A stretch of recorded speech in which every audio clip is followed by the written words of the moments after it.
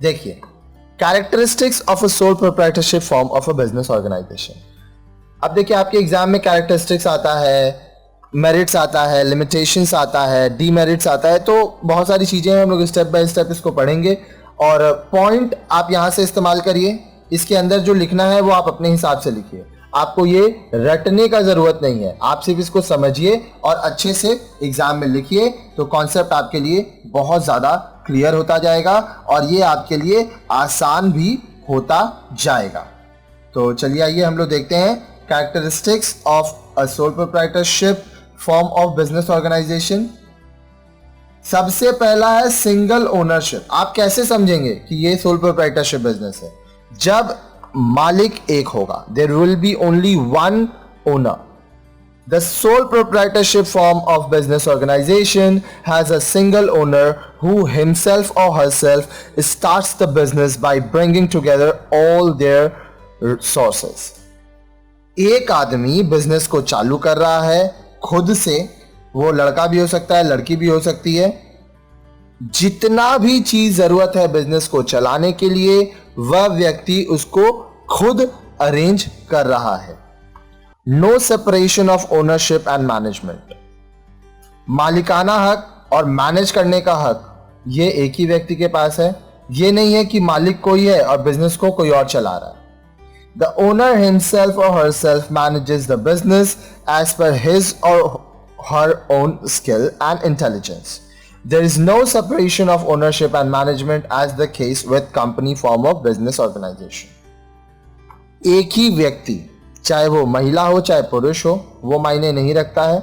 मायने क्या रखता है कि एक ही व्यक्ति पूरे व्यवसाय को अपने स्किल और अपने इंटेलिजेंस, उनका जो नॉलेज है, जो स्किल्स है, उसके हिसाब से वो बिजनेस को चला रहे हैं, उसको मैनेज कर रहे हैं। तो जो ओनरशिप है और मैनेजमेंट वो अलग अलग नहीं है। लेकिन जब हम लोग आगे कंपनी फॉर्म ऑफ बिजनेस पढ़ेंगे तो वहां आप देखेंगे कि मालिक कोई है और बिजनेस को चला कोई और रहा है। Less legal formalities. The formation and operation of a sole proprietorship form of business organisation does not involve any legal formalities, thus its formation is quite easy and simple. अब देखिए, कानूनी रूप से आपको बहुत ज्यादा कुछ करने का जरूरत नहीं है। आपको सोल प्रोप्राइटरशिप बिजनेस करना है, आप आसानी से इसको चालू कर सकते हैं। बहुत ज़्यादा इसमें लीगल फॉर्मेलिटीज़, कानूनी दखल नहीं होता है। बिजनेस जितना बड़ा होता जाएगा, लीगल फॉर्मेलिटीज़ उतना बढ़ता जाएगा। सोल प्रोप्राइटरशिप बिजनेस में ऐसा कुछ नहीं है। No separate entity. The business unit does not have an entity separate from the owner. Separate entity का मतलब क्या होता है कि बिजनेसमैन और बिजनेस अलग है, क्योंकि वहां बहुत सारे लोग हैं तो हर लोग अलग अलग डिपार्टमेंट संभाल रहे हैं। सोल प्रोप्राइटरशिप बिजनेस में नो सेपरेट एंटिटी। जो व्यावसायिक है, ओनर है, और जो बिजनेस है वो एक ही आदमी का है, तो सब कुछ उसका है और इसमें कोई अलगौजी का, सेपरेशन का बात नहीं है। The businessman and the business enterprise are one and the same and the businessman is responsible for everything that happens in his business unit. तो जो बिजनेसमैन है, जो मालिक है, जो बिजनेस चला रहा है, जो बिजनेस एंटरप्राइज है, जो व्यवसाय है, दोनों एक ही आदमी है, क्योंकि यहाँ पे एक ही आदमी सब कुछ देख रहा है। तो बिजनेसमैन का रिस्पॉन्सिबिलिटी है कि व्यवसाय में जो भी हो रहा है वह उसको संभाले और उसका ध्यान रखे। Next, no sharing of profit and loss. The sole proprietor enjoys the profits alone. At the same time, the entire loss is also borne by him. No other person is there to share the profits and losses of the business. He alone bears the risk and reaps the profit.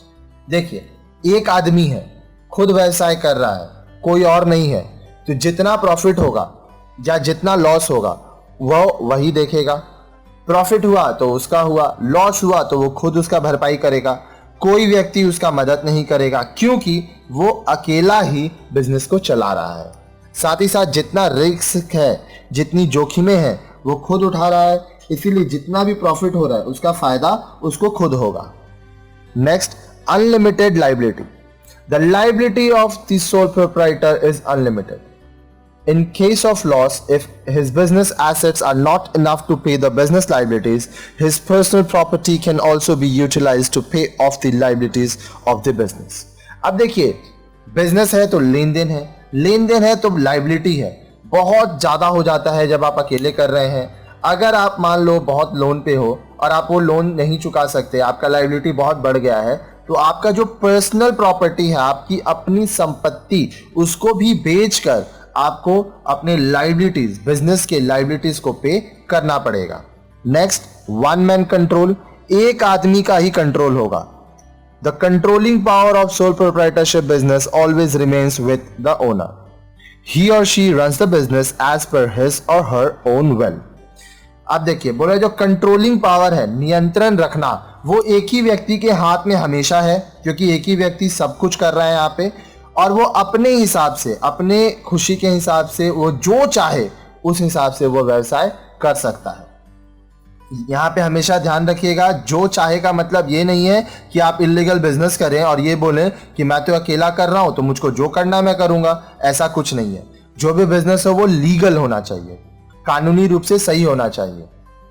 Now, Gopal is happy in running his business in sole proprietorship form because he enjoys many benefits in doing this business.